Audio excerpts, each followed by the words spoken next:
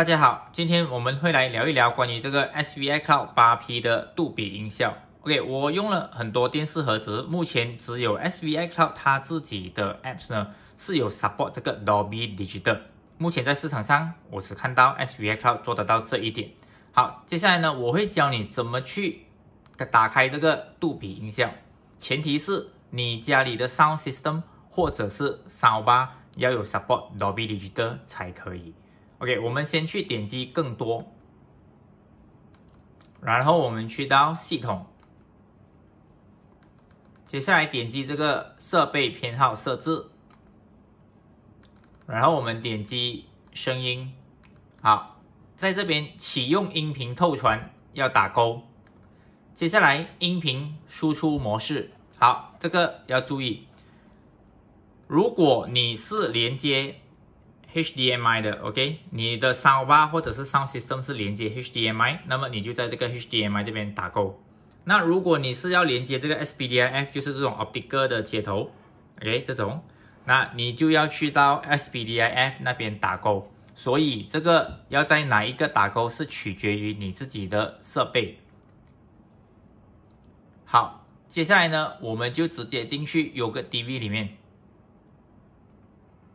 好，有个 DV， 我们就选这一部上气，点击进去。当你选了这部戏之后呢，你点击播放的时候，那你就直接按 Menu Button。当你看到这个音轨，你看到这个 Dolby 的 icon， 证明说这部戏有 support Dolby， 你可以直接按过去，按 OK， 它就会开启 Dolby 了。OK， 它是跟你讲说，杜比音效需要你的电视或者是音箱支持。确认是否开启，你按确定，它就会开启了。好，接下来呢，我就会去到我家里的电视机，因为今天我是用这电脑的 monitor， 这边是没有 support Dolby。那稍后我会示范给你看，连接拿到 Dolby 的音效和没有 Dolby 的分别在哪里。现在我的 8P 已经连接了我家里的 Sound System， 那我就直接来打开这一部戏来做一个 testing。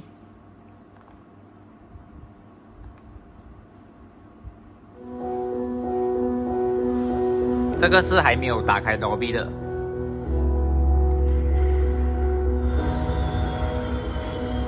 现在打开 Dolby。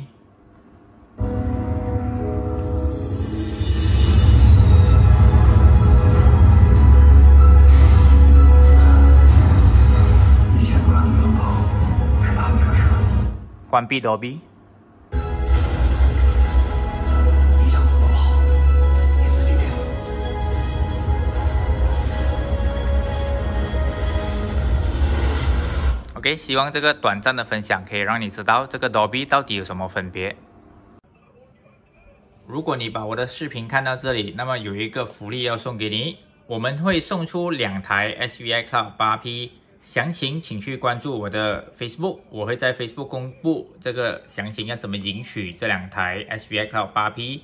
那你要在留言区这边留言，为什么你喜欢 SVI Cloud 小云？